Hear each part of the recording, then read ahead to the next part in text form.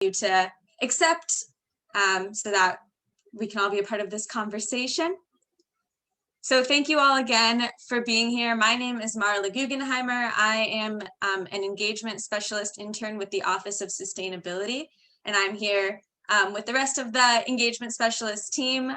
We've got Liv and Brianna, and then Amna and Cassie are also two individuals we work with from the Office of Sustainability, and we're also grateful that you are here tonight with us.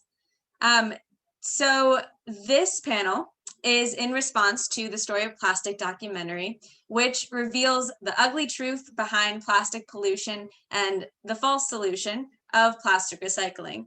So before today, you all had the opportunity to watch the Story of Plastic documentary, and that screening will still be available to you through the weekend. So if you are with family or friends, we encourage you to watch it with anyone that you're with this weekend. And tonight, we have an awesome panel of individuals who are local and national, global stakeholders in the fight against plastic pollution. And they're here to offer insight into the problem and also some potential solutions. So we have Deia Schlosberg, who is the director of the Story of Plastic, with us here, and as well as some other stakeholders. So we have a student from the Student Sustainability Board at WashU, Yash Singh, and then we have Jenny Wendt, who is a representative for regional plastic efforts in the St. Louis region, as well as two representatives from WashU, Cassie Hage from the Office of Sustainability and Andrew Watling from Dining Services, who will be providing us their perspective. I am going to do some housekeeping and then pass the mic to Deia. So we encourage you to use the chat box, as Mandy has been showing us, to ask any questions or offer any comments. Brianna will be moderating that and collecting any questions. And then also the session will be recorded and then shared out in a follow-up email, as well as posted on our website so you can review and share. So Deia, I'm going to pass it to you to introduce yourself and then give us a little overview of plastics and the plastics industry. Cool, sounds good. All right, do we want to jump to my my intro slide there? Cool. So yeah, I am an alum of WashU, so this is really exciting for me, and I was really happy that you guys invited me to speak about the movie and to put a spotlight on the movie. I'm really proud of it. So when I was at WashU, I studied Earth and Planetary Science and Visual Communications. I was part of the Environmental Sustainability Program. It's now called Pathfinder. I think it's still called Pathfinder. When I was there, it was called Hewlett. And after graduating from WashU, I spent several years teaching, animating, doing graphic design, and guiding before eventually switching into filmmaking. And I'll talk a little bit about my journey and then how the Story of Plastic came about. So let me share my screen here.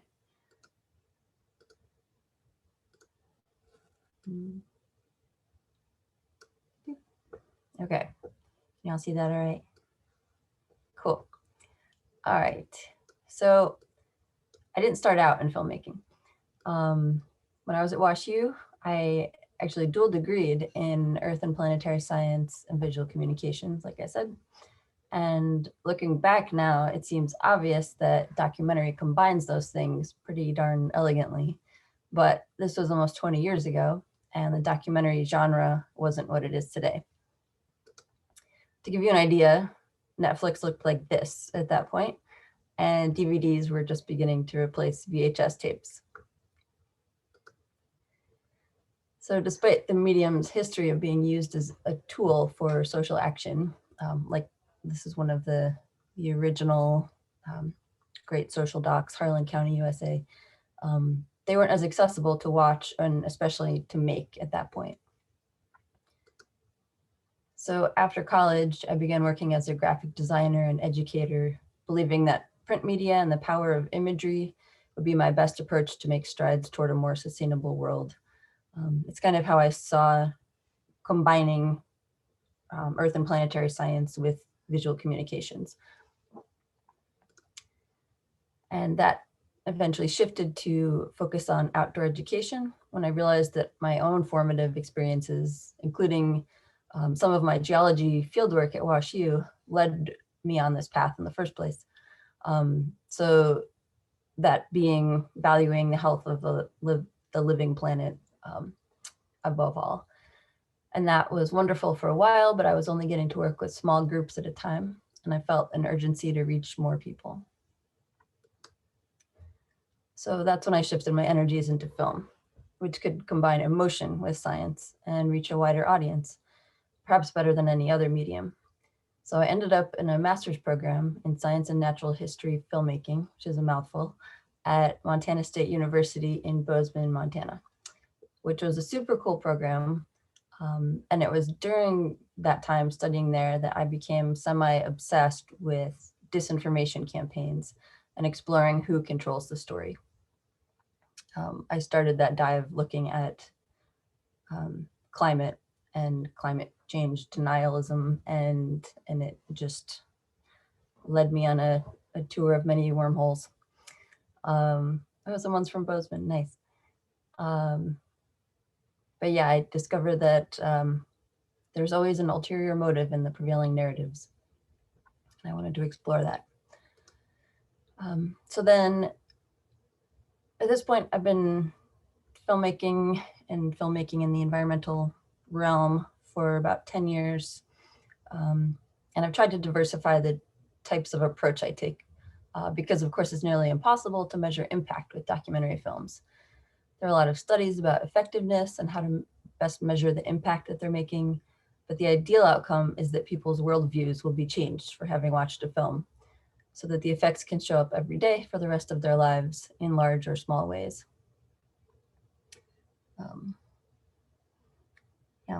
So I have made films. I started out making a film about fracking and the misinformation about that. That was my grad thesis.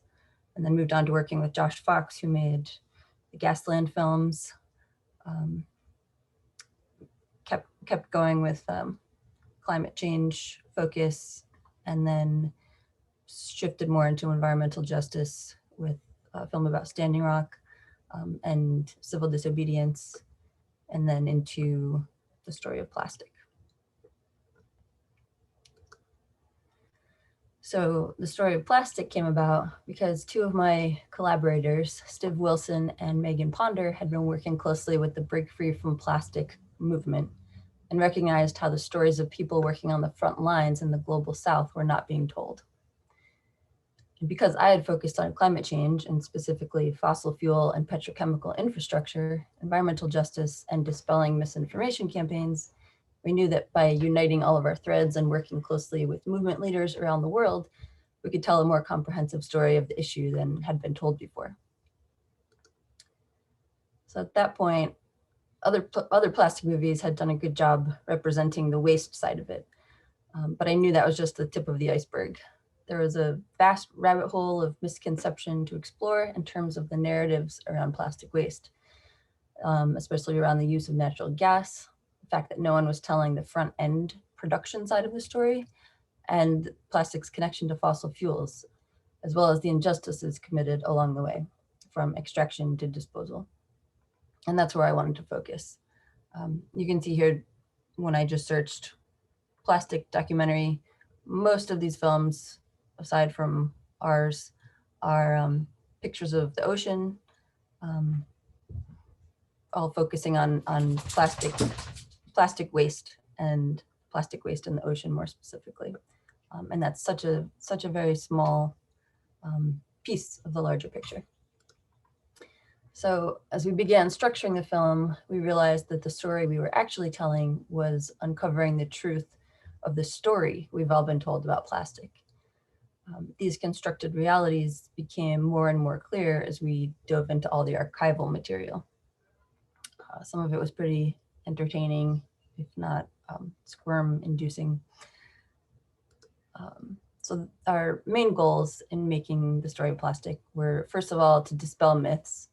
The first one being that ocean plastics are the biggest problem.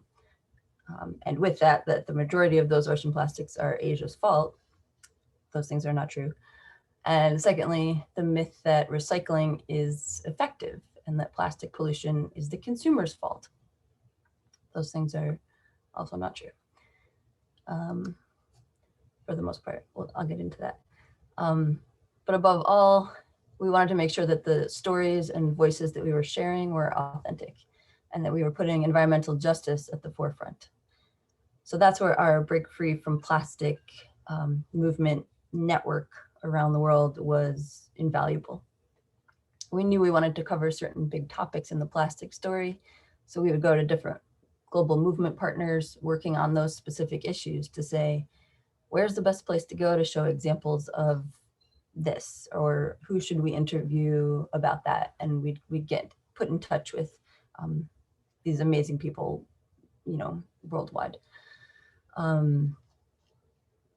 Plus, of course, the usual investigative documentary approach of being open while on location. So talking to people, learning new information, following new leads, and trying to let go of preconceptions of the story we were supposed to tell, and instead telling the story that actually presented itself. So it was challenging at every step, but assembling all of the amazing material we were collecting into a compelling narrative and not just a research paper was probably the hardest part of making the film. This is a very early diagram of what I hoped to communicate through film somehow. Yeah, that's kind of an insight to my brain. But what made this story so compelling for me to want to work on was this mystery to solve. Like, who is doing this? Who is letting this happen? And the outrage that it provoked. Not traditional outrage at a particular target, though that did kind of end up being the case, but the outrage of learning that I was duped, and not just once, but over and over for years.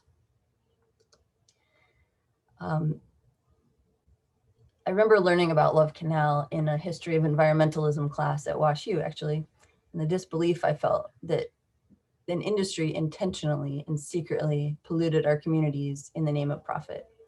And that feeling stuck with me. It sent me on a path to uncover and expose those injustices. And sadly, the more I've learned, the more I've realized that those injustices are not exceptions to the rules, they are the basis for the rules. The rules are made with loopholes built in. Here you see a Halliburton fracking work site. I put that in there because of the Halliburton, quote, Halliburton loophole that was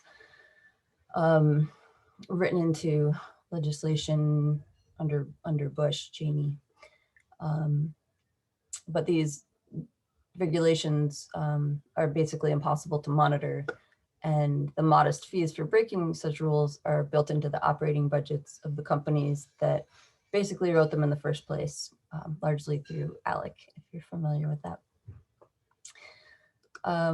So that's why so many amazing people around the world are working to change the system, and why it's so important to lift up their stories. So the film has had has gotten a great reception. We've screened it at film festivals all over the world. We actually released it on the Discovery Channel worldwide last Earth Day. It's been screened in schools. It has a curriculum, a pretty robust curriculum written for it for different age groups.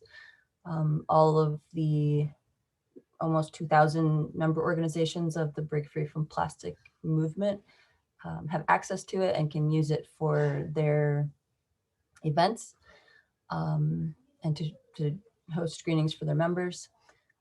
And then recently, well, we did a screening of the film for members of Congress when the Break Free from Plastic Pollution Act was introduced, and it was just actually reintroduced in this Congress. I within the last week. So I have some links that we'll share in the chat, one of which talks all about that act, and it's actually super progressive, and we were really excited when it came out because it talks about a lot of solutions that we arrive at in the film, like extended producer responsibility, and in the curtailing of the production side of things, what I generally call stopping the bleed. And then the thank you. And then the next link there, yeah, is a really easy way to contact your representatives, to ask them to support the act. So there's a super simple, quick way to right away get involved.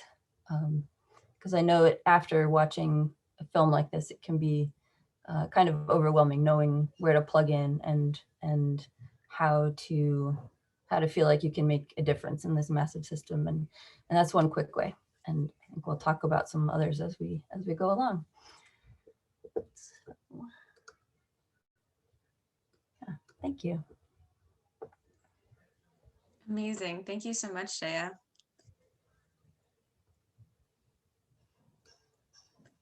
So we're going to introduce the rest of our panelists, and Yash is going to be our moderator. So Yash, if you want to say hi, introduce yourself. Yeah. Hi, everyone. I'm Yash. I'm a first-year chemical engineer at WashU, and I'm also a member of Student Sustainability Board. So we have a lot of plastic waste projects going on. A couple of them are the Eco2Go program. We're trying to expand reusable container access in dining halls.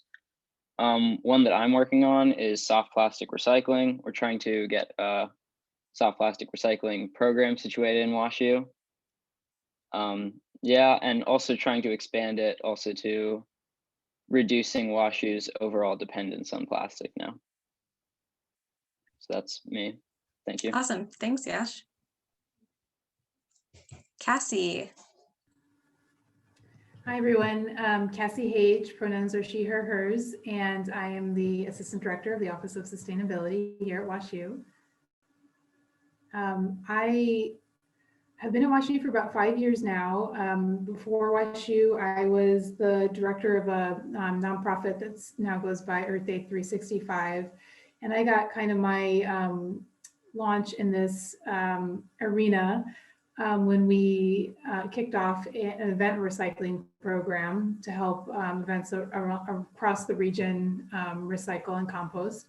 And then that expanded into the Green Dining Alliance, which works with restaurants on bringing these practices into the restaurant. So I was really excited to come to WashU and see that some of those things had already been taking place for a while, and to amplify and build on those efforts. So some of the programs that I work on, that some of which are dormant now that we're in COVID reality, but will hopefully be fully functional soon. So the Greenware program is the one that's in the image here.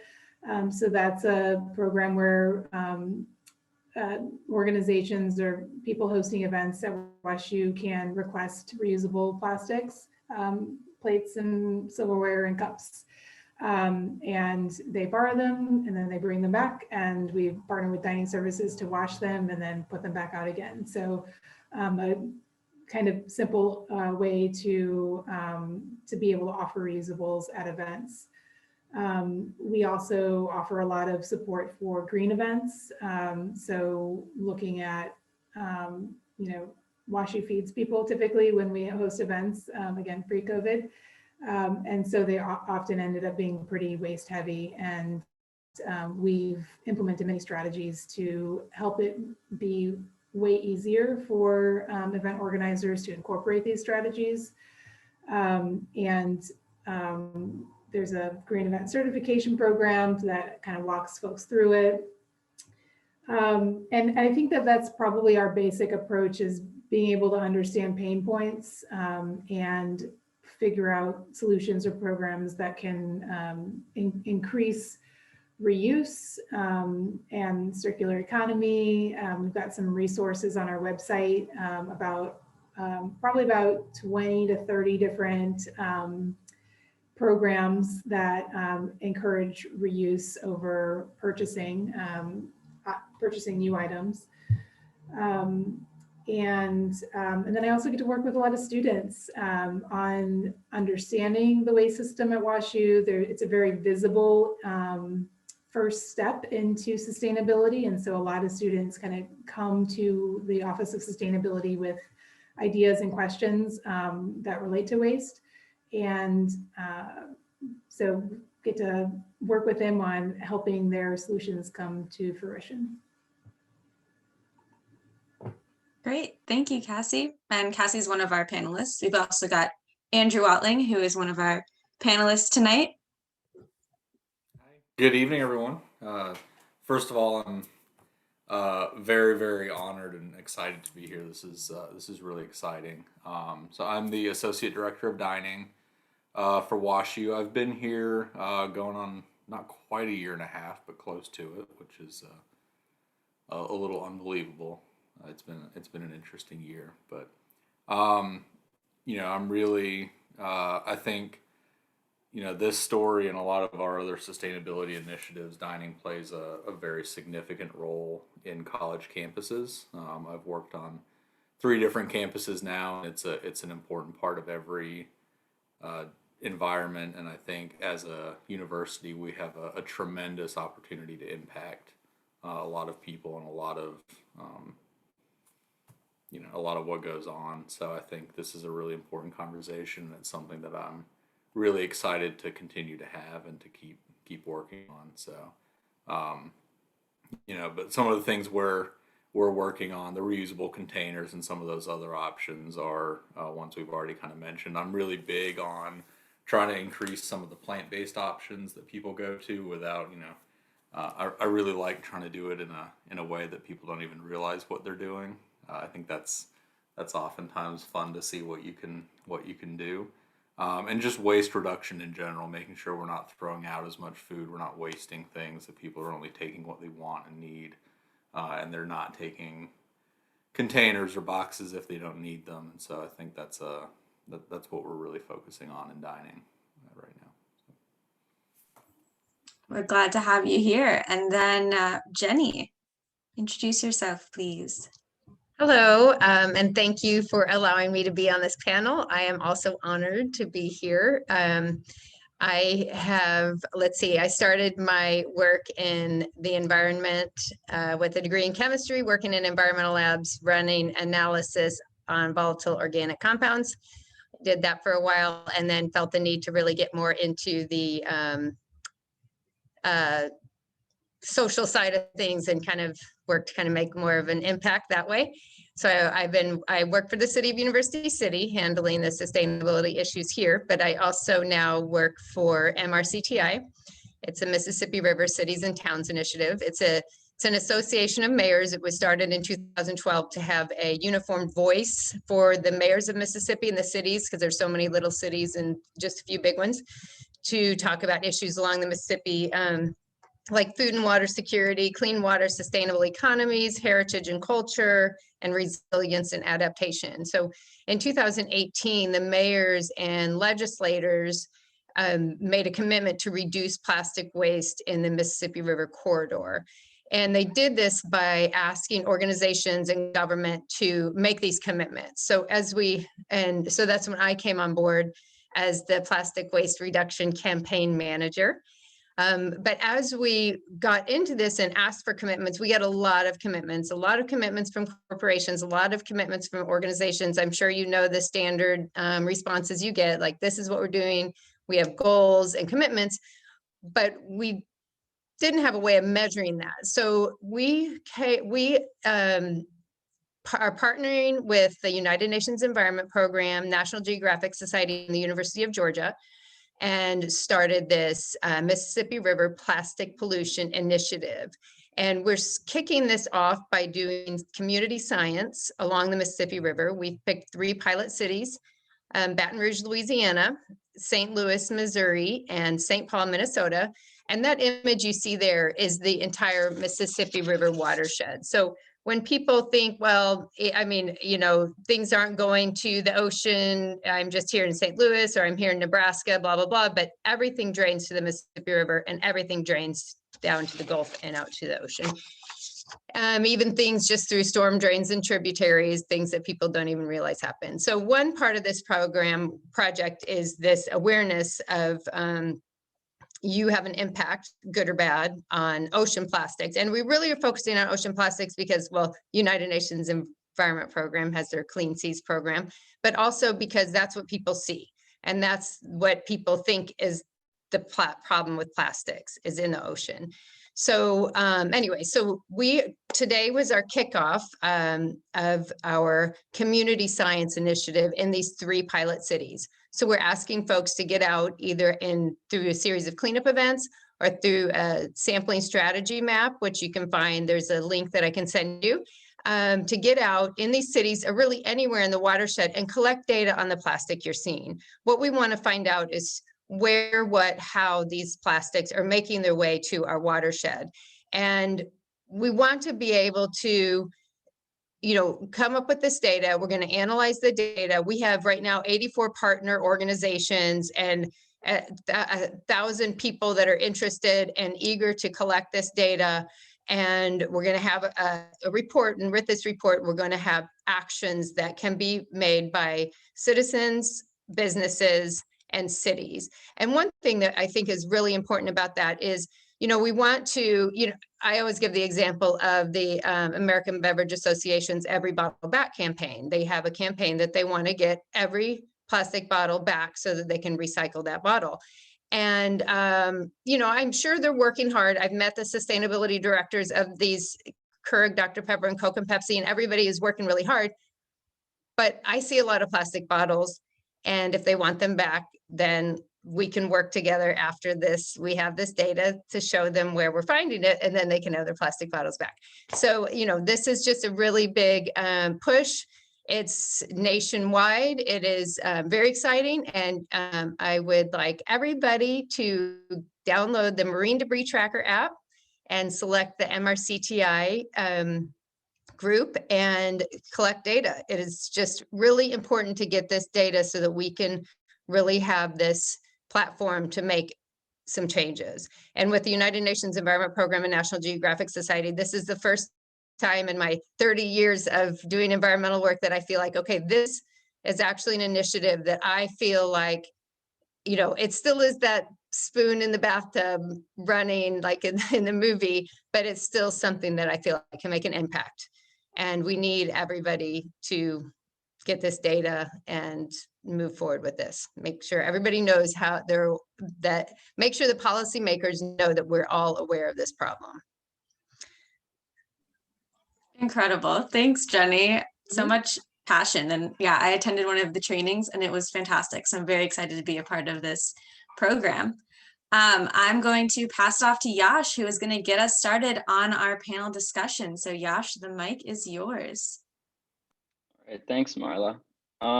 So thank you to all the panelists, first and foremost, for being here. The plastic waste crisis is a massive issue worldwide.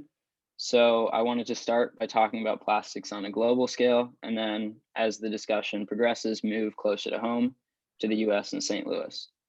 So the first question, which is for Deia, prior to watching the story of plastic, I was unaware of how much plastic was incinerated at the end of its life.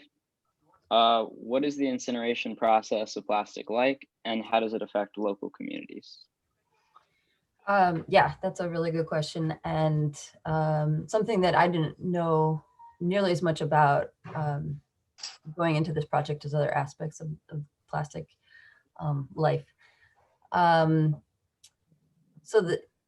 the most interesting thing I learned about plastic incineration in particular is that plastic is often added on purpose to incinerators because it's such a good fuel. It burns really well. So it helps other things that don't burn as well, like organic matter, actually get hot enough to burn. So there's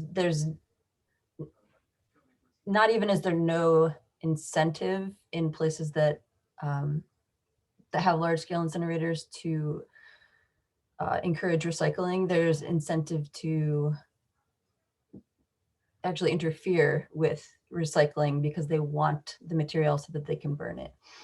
When we were in India, we found that that was a big problem, that a lot of the plastic collectors who would make their incomes by collecting high value plastic would have to deal with interference from people who wanted to rather use those as energy or yeah, to burn in the incinerator to burn everything else.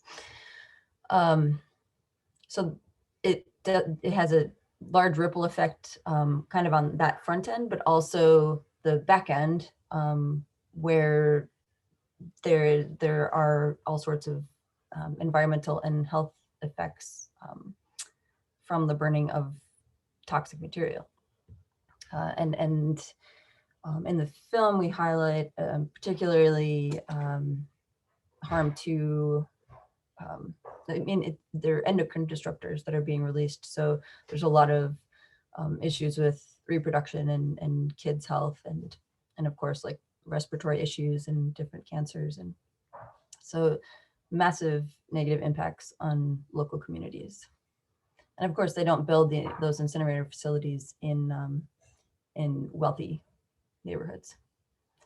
So it definitely disproportionately affects people who have a the least, blame for this problem in the first place.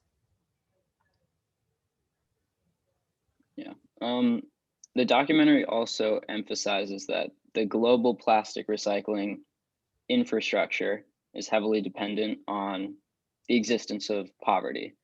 One thing I was curious about is the U.S. domestic recycling collection, like not the waste that's shipped overseas, is that also reliant on poverty to exist in the U.S.?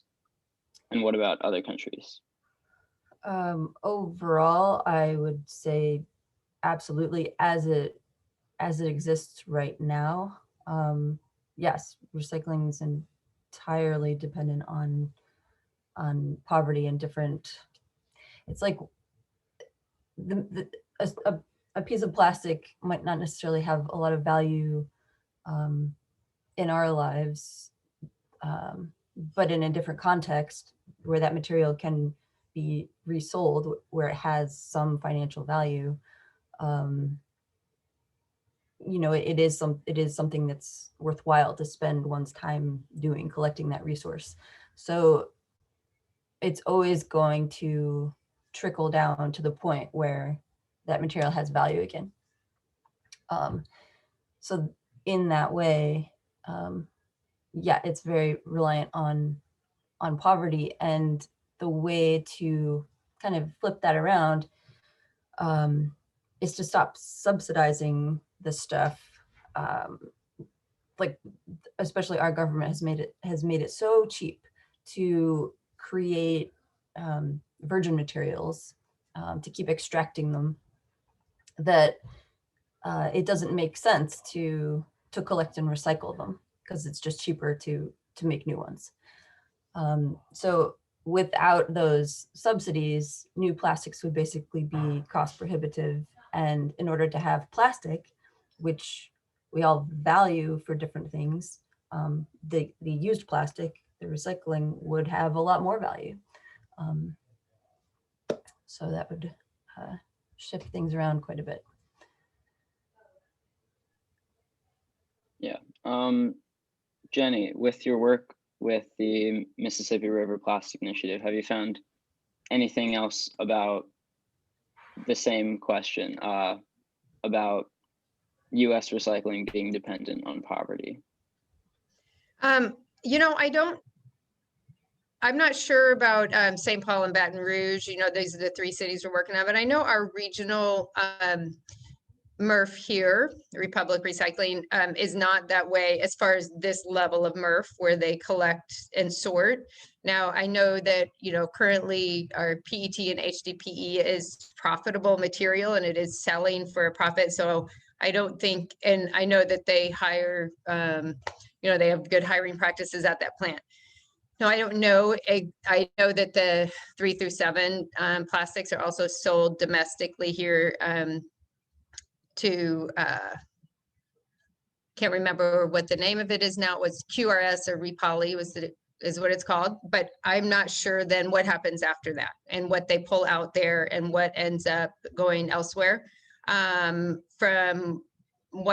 I don't think right here in our region it is. However, as far as the recycling process, but the problem with plastics and pollution is absolutely linked to poverty and environmental justice, as I've seen just from the few times I've been in Baton Rouge and learning a lot about that area, you know, Cancer Alley down there between New Orleans and Baton Rouge and all the refineries. So there is so much of a connection to that outside of the recycling part of it.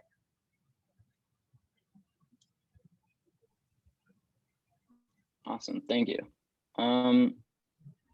So looking closer to WashU now, obviously our waste has a story just like any other plastic waste. So how does WashU's waste impact local communities around here? And where does our waste go? Any of the panelists can feel free to respond. Yeah, I can talk about that from a kind of first tier.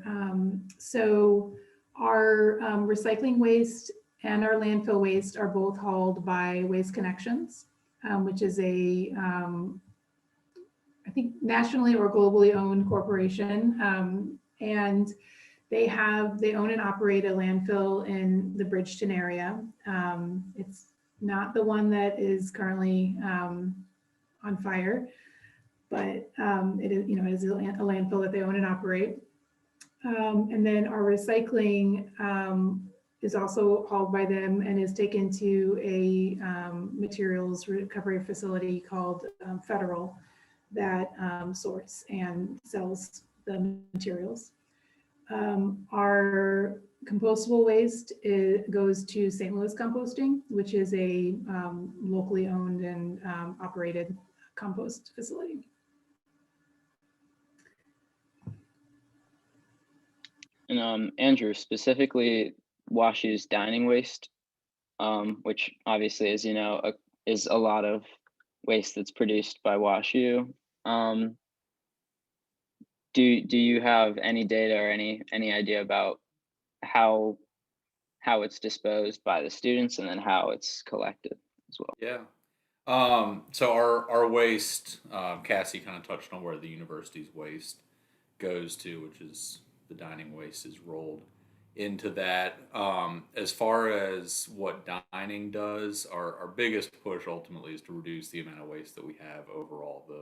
The food waste is a massive part of the waste produced by any kind of dining facility, so reducing that is significant. And then container and plastic waste is another massive one that we have. So there's two different waste streams in dining. There's the back of the house, which is what we manage and produce in our kitchens, and that's one that we have a lot more control over sorting and really managing where that goes. The front of the house, or the customer facing waste, is where we have much greater challenges sorting, because that's something that we don't have control over. So we're trying to make sure that when we give students their food and any materials, they're all getting sorted correctly. So if you go around campus, you have the sorting bins, and we try to make sure we have marketing material that goes with them so that everybody knows what goes in where and how to sort it. And that can be a really cumbersome process if you're not really comfortable and familiar with where all of that stuff goes. And so that's really a big challenge for us, is how do we make sure that front of the house waste that our students are taking out of our premises is getting disposed of correctly. And so part of that's monitoring it, making sure we know how contaminated it's getting. The other part is helping the students do it the right way. And with this issue of recycling, in recent years, China and many other East Asian countries especially have stopped accepting the US's plastic waste. How does this affect recycling in St. Louis and the US generally? Jenny, if you want to respond, or Deia. I'll talk about just our region here in the middle of the country. So because we are in the middle of the country, we didn't have not saying we weren't selling any plastics to overseas, because I'm sure we were, but I mean, some of those 337s were going somewhere, but you know, for the most part, our markets over in China were really the mixed paper. So we didn't have that problem with our plastics just going and being dumped somewhere forever. But what we had was the markets that we were selling to domestically then were saturated, because everybody in the country in the Western world were selling to these domestic markets that we were. So then all markets just crashed, you know, it's just a stock market crash. So the materials that we, you know, because I manage a recycling program here in University City, you know, our recyclables are still being recycled. Those materials are still being recycled. I just want to say that a bunch of times here in our region, they are still being recycled. However, the cities are feeling the pain of that cost, because now we're not having that market value anymore. So we're still doing it. Everything's being processed, but since the values dropped, cities and the taxpayers are paying for that waste management, whereas it used to be either a profit or at least a break even. It was always better than landfilling as far as economics go, and now we're having that issue. So yeah, I mean, I have a lot of faith in Republic here in our area. You hear stories all the time, oh, they're just dumping everything in the landfill, and I always wonder, do you really think anybody, I mean, we have our own fleet here. Like, why would we make 2 trips and buy 2 sets of carts for every single 11,000 homes in University City to make 2 trips to the landfill? I mean, it makes no economical sense. So that is just off the table, but all of us are paying for that cost. And I think that extended producer responsibility really needs to be put in place so that we aren't paying for all of that material while somebody else is making a profit on selling it. Yeah, I'll just jump in. I mean, that absolutely. I mean, the good thing about China closing the doors and saying we're not taking your waste anymore is all of a sudden we see it. And like Jenny said earlier, so much focus has been on oceans and waterways because that's where it's visible. But now with China not accepting it anymore, we have to look at our own waste piling up. And a lot of collection sites, you know, this whole materials trade is market driven. So if they can't sell the material for a profit, then it piles up, and they wait for the market to change, and hopefully they can store it. They have enough space to store the material until they can turn a profit for it. I know there are areas where things have to go to the landfill because there's not space to store it. There's not that margin to be able to wait. So yeah, and that's another big takeaway that I learned from working on the film and doing this research, is just how this is just the story of another resource in our economy, which is, yeah.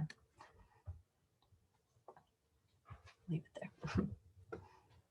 And if you also wanted to touch on what extended producer responsibility is and how an implementation would look like, just generally.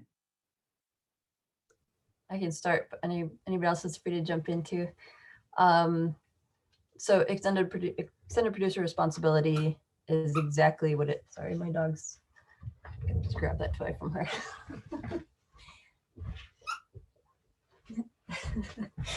Sorry about that.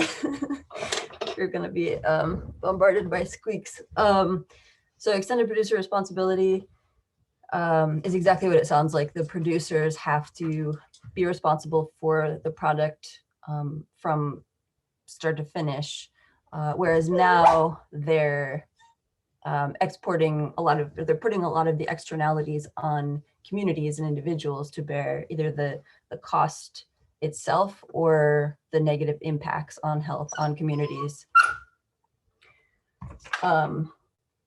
And by putting legislation in place for, I'm sorry, by putting legislation in place, those producers will be made responsible for the cost all the way to the end of the life cycle, so that it's not put upon communities and our own bodies. And I'll add a little bit to that as far as how it could be implemented. I mean, it's implemented right now in the EU, so we know that it works. So, you know, I always think about the CFL bulbs, right? I mean, there's so many produced, it's just out there. Everybody was buying them, switching out bulbs.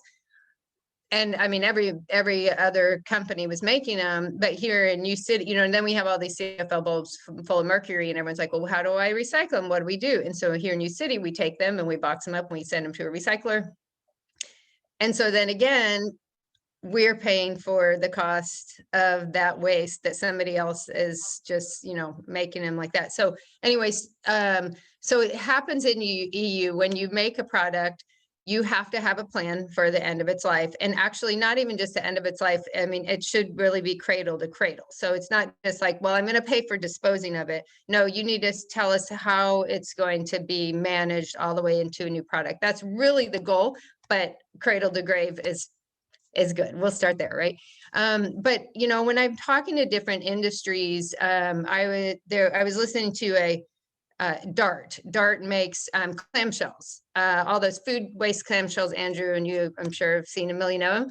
And I mean, to-go food clamshells. And I asked them about this product, number one, about everything being polystyrene. And they said that's just the demand, which I know it's not the demand, it's just the cheapest thing. But the other thing was about, you know, changing, how are they going to deal with all that waste? And they said, we're waiting for policy. That was their response. And so many industries are saying that they aren't going to self-regulate. They're waiting for regulation. And that may just be an excuse, but the truth is that they're not going to do anything without this extended producer responsibility being implemented.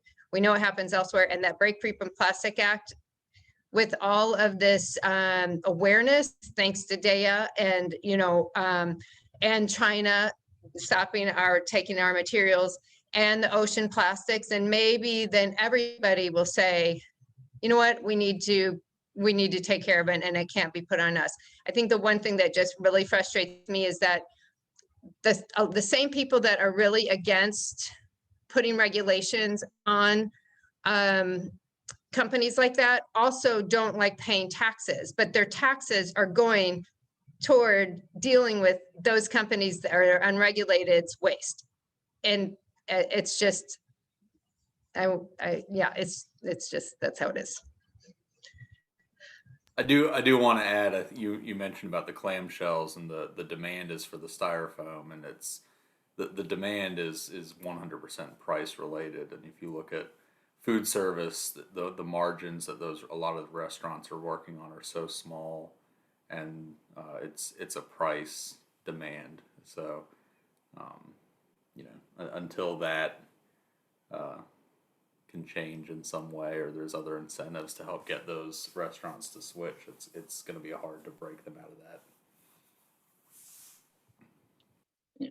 WashU, thankfully, has been able to get around some of the price demand, and we've been working on switching a lot of our dining products to compostables.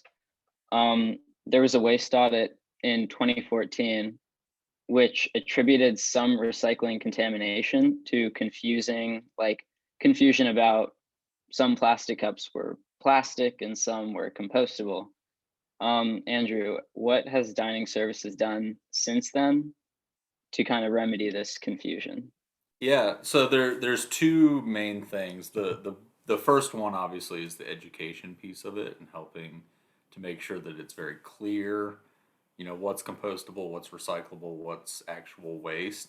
The other part, and probably the more effective part, is trying to streamline what we're using so that it all, you don't have to think about it as much. What we'd really like to get to is where if you're throwing away all of your waste at the end of a meal, you don't have to think so hard about what goes into what bin. It's if it's a, you know, if it's a piece of not food or, you know, whatever it is, it's compostable or these are all recyclable. And so I think that's probably the biggest and the most effective thing that we're really trying to work on. It's a big challenge that it's not easy because you end up having to try to piece a lot of different things together. But admit I've done it at other universities. We went to switch everything was compostable. There was no recyclable material coming out. It was all either trash or compostable, and that makes a huge difference in how easy it is for students to sort the materials. So that's the biggest goal. Yeah, I'd like to add to that. So we've, our office has definitely been advocating for that streamlined approach for a while. And one of the that it raises is, you know, we have some of the smartest college age students in the country. And if they are having a hard time figuring out what goes where, then there's clearly something wrong with the system. So we definitely need to be looking at the upstream power that we have for purchasing to do that streamlining so that the messaging is much more simple. And I think that'll go a long way. And I think pre-COVID, we were definitely on the right track. We were making headway in a lot of those areas. We've got a new team, both on the WashU side, which I think has made a huge difference. And we have some different levers we can press now. So that leaves me feeling optimistic about how we can change the system at WashU. I'm just going to tag onto that. That confusion is entirely by design. It does not reflect the intelligence of the sorters at all. All those little chasing arrow symbols don't mean that the product is recyclable. Those were put on there at the behest of the plastic companies who wanted to make consumers feel better about buying plastic, thinking that it could just be recycled. When that's only actually the case for the higher value plastic resins, the higher or the lower numbers generally. But yeah, I mean, people don't know that because it's intended to be confusing.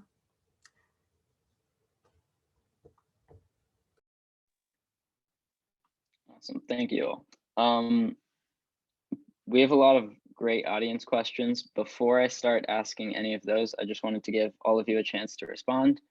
Many WashU students want to get involved in the plastics crisis. A lot of us don't know how to. It's very overwhelming when you first hear about it. So what organizations are doing this kind of work and how can people get involved? Jenny, if you want to answer first.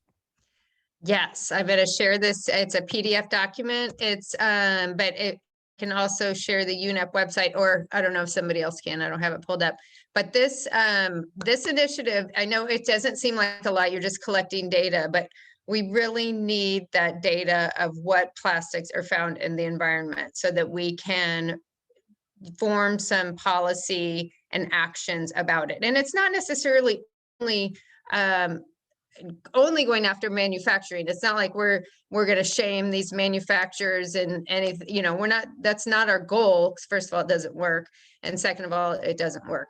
But we're also, you know, there's issues with stormwater. I mean, you know, as I go in as I was in Baton Rouge, I mean, some of the pictures you see in the story of plastic, you see there in Baton Rouge. I mean, they have open canals, they get tons of rain, and that's where all of their plastics are. And those styrofoam, Polar Pop, all you can drink sodas Those stupid styrofoam cups are everywhere.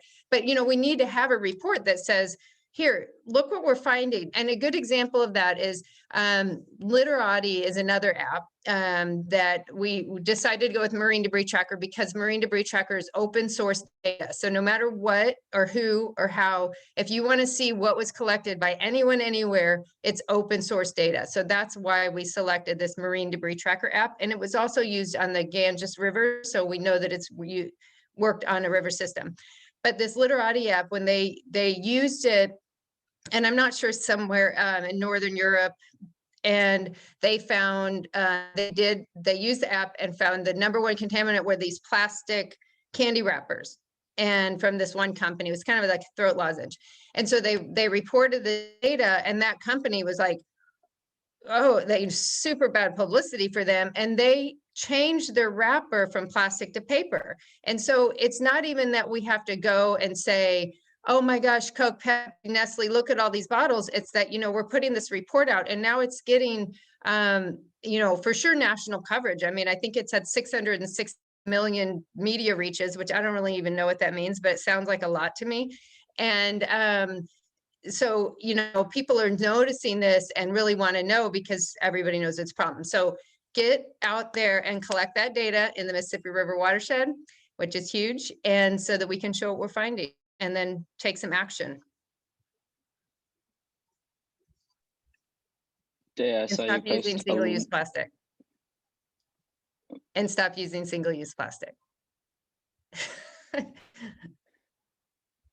Deia, I saw you post a link into the chat. Do you want to explain what that is for everyone? Sure, that's the Breakthrough from Plastic Global Movement website. So that's the movement that's made up of just under 2,000 organizations around the world. It's growing all the time. But because there's all different organizations from all different places doing all different things, it's a really good place to go to get plugged in and figure out where you feel like you can have the most impact. And now in the age of Zoom, you can work with any of them. I also want to add, as far as, you know, WashU students go, students on campus have a ton of impact just in how you interact with campus and with students around you, more than you can ever imagine. So, you know, even if you're not necessarily in an organization or you're not actively going out and doing anything, just the decisions that you make when you're in the dining halls and the products that you're buying and, you know, how you talk about waste and what you're modeling has a huge impact on what we're doing around campus, because students look at what other students are doing, and so if they see other students modeling, you know, good behavior, they're gonna follow suit, and it really makes a big difference. So.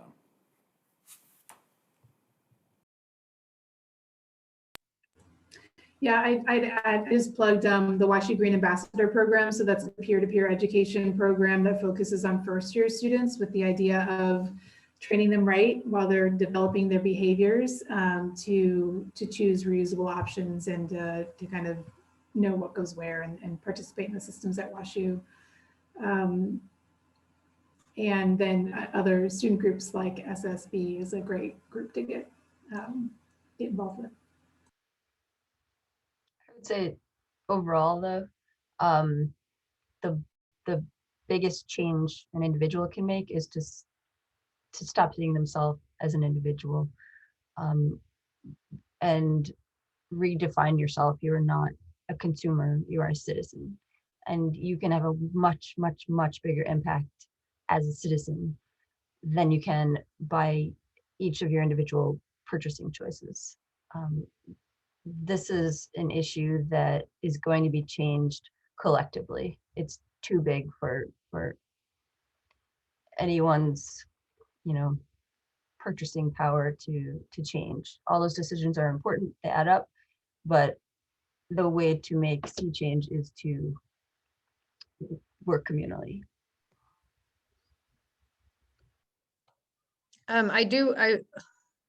I do want to add, and I totally agree with that. That's exactly true. And same with another community science, the Mississippi River Project.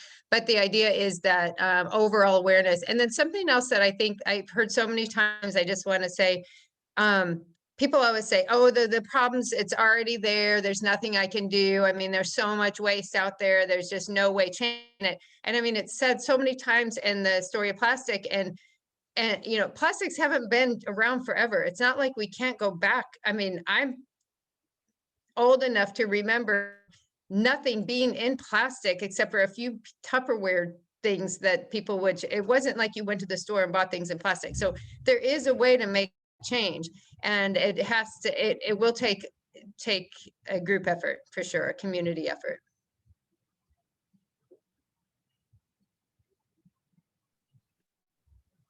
Awesome. Thank you all. I'm going to start asking some audience questions. We had a lot of great ones. So the first one is for Deia. What was a fact that you learned while making the film that left the biggest impact on you? When we decided to, so there was a lot of internal debate about how involved to get the corporations. We made the decision not to seek them out for interviews and input because it would basically be using them as a straw man to make an argument against. And their PR budgets alone are so many multiples times the budget of the film that they don't need us to give them a platform to make their talking points. They're out there. So that's the tactic that we used, is we took their words spoken in their controlled contexts and used those as the voice of industry. I thought it would be a lot harder to find them speaking earnestly about their plans. I thought we'd have to find like secret boardroom recordings of people saying that they were taking advantage of growing markets, and that that investment in fossil fuel was plummeting, and they were going to have to rapidly pivot to plastic to save, to not lose all the investment. But it wasn't hard at all to find those things. They talk about them like, I mean, they're really proud and flaunt those things. And so finding a lot of that footage, I was just kind of shocked at how shameless some of the executives were about their predatory practices.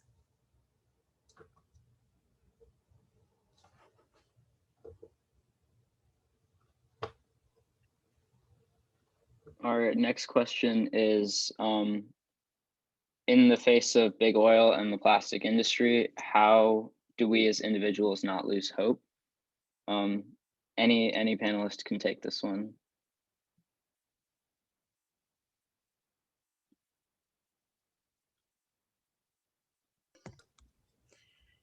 Go ahead, Deia. Can you give some hope? Yeah.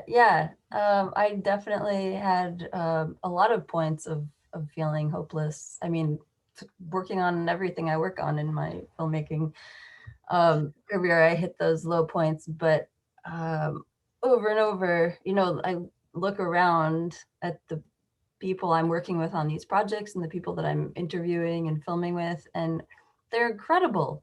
And there's so many people doing such good work. It's like I have to have hope to support. Like I believe in their work, and especially as more and more people are using their work additively, like building on each other's work. I mean, we have to change things. So what, like that's the option. You have to have hope. Yeah, that's exactly true. I remember my dad recently, I was like, what am I doing? I feel like he's like, what are you going to do? Not do it? Yeah, you're just not, you're saying stop. I was like, well, no. He's like, then stop complaining and just keep trying. But I think one thing that has given me a little bit of hope in working with some of these communities along the Mississippi River, because you know, there's red and blue cities, mostly red, along the Mississippi River. And in talking to a lot of these specifically about a bottle deposit and talking with different people from different backgrounds about the bottle deposit, which of course bottling companies, everybody is that side is against, but there, you know, the Tennessee Wildlife Federation, I believe, if that's the suffix to that, you know, they were really pushing it in Tennessee. I mean, the executive director was like, yeah, I went into all these states looking at the bottle because we really wanted to do it. And so, you know, that gave me some hope. Like, okay, it's not just, you know, me as a tree hugger all my life, like, let's do this, you know, it's also the hunters and the fishermen and the people that are tired of seeing it in the environment and know that this is a good business and economic choice to have a bottle deposit. So that gives me hope, knowing that it's not just this, it's all of us trying to reduce pollution and save the planet, but there are a lot of other people on that same level. Just needs to be bipartisan. That's really, I think that's what it comes down to when it comes to making some changes. So I'm for the bottle deposit. It's my goal in life.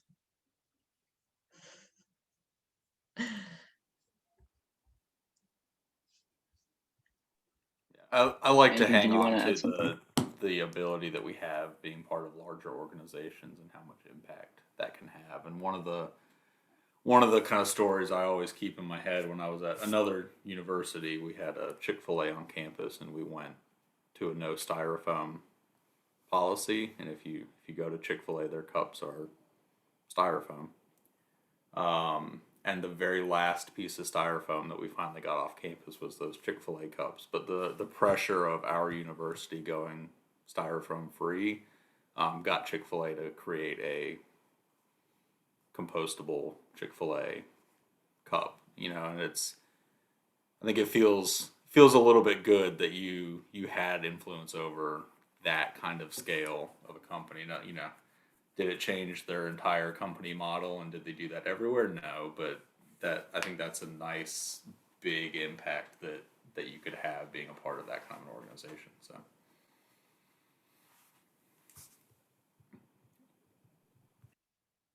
Great, thank you. The next question we have is, what do you wish every college student knew about this topic? Again, it's pretty open-ended. Cassie, do you want to respond first?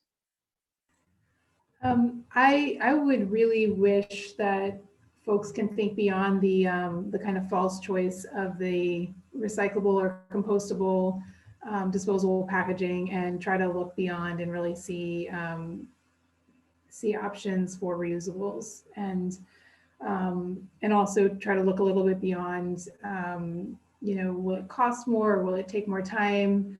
Because it's just a switch. I think at the end of the day, it ends up being just a reallocation and a reframing of the question and the solution to where it, you know, in reality won't take much more time or effort, depending on how you look at it.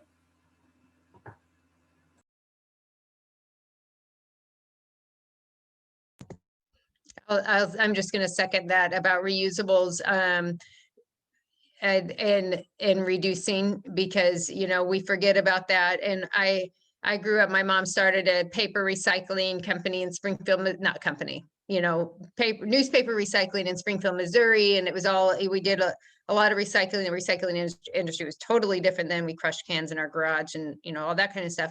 And I love recycling. I love it. But that we always forget about those two first R's, and we just think this thing where we're going to recycle our waste away is we just have to get away from that and just get back to reusing and reducing. I mean, that reducing is huge. It's forgotten about, and it's so easy. and it's less expensive. I mean, everything about it is good for everybody. It's just to reduce consumption. And that's just not part of the narrative here in our country, but we need to make it part of our narrative.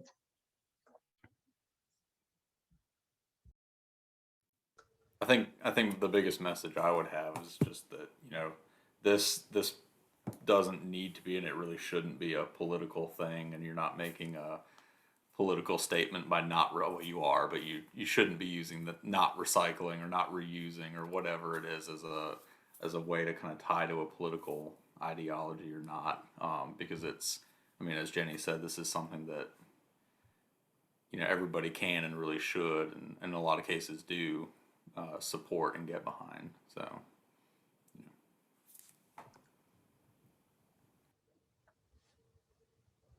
I think what I would encourage every college student to not necessarily know, but dig into is who is, start really looking at who is controlling the narrative, and what the motivation might be.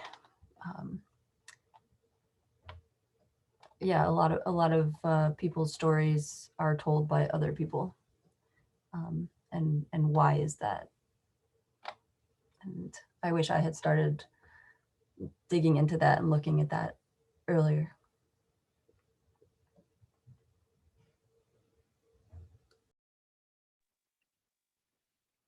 Awesome. Those are all really great responses. So we're getting close to, I guess, the time. So I'm going to pass the metaphorical mic back to Marla. Thank you to all the panelists. Thank Thanks, you, Yash. Yash. And yeah, everyone, round of applause, either emoji or real life.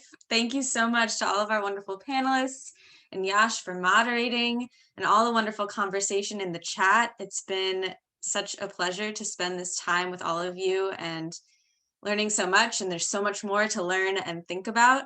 As we wrap up tonight, yes, again, I want to thank Dining Services and our panelists and the Office of Sustainability for helping us to put this event together. And also want to remind you all that this event recording will be available in your inbox soon, and also on the Office of Sustainability website. And you still have time to watch the Story of Plastic documentary if you haven't already.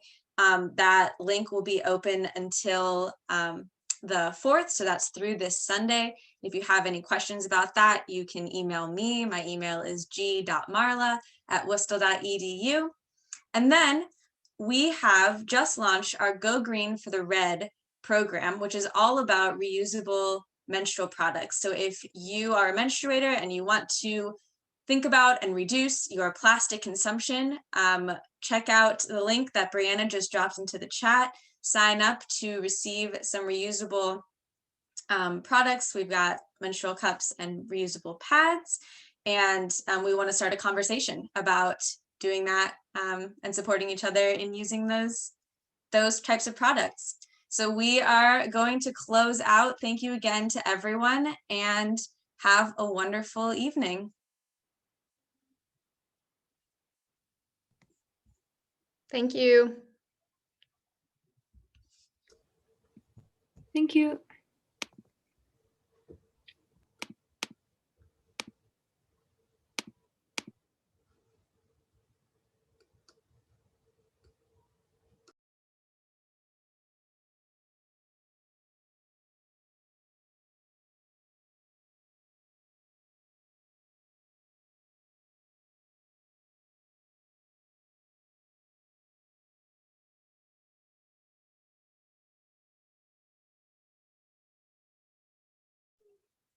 Liv, if you want to, you can stop the recording.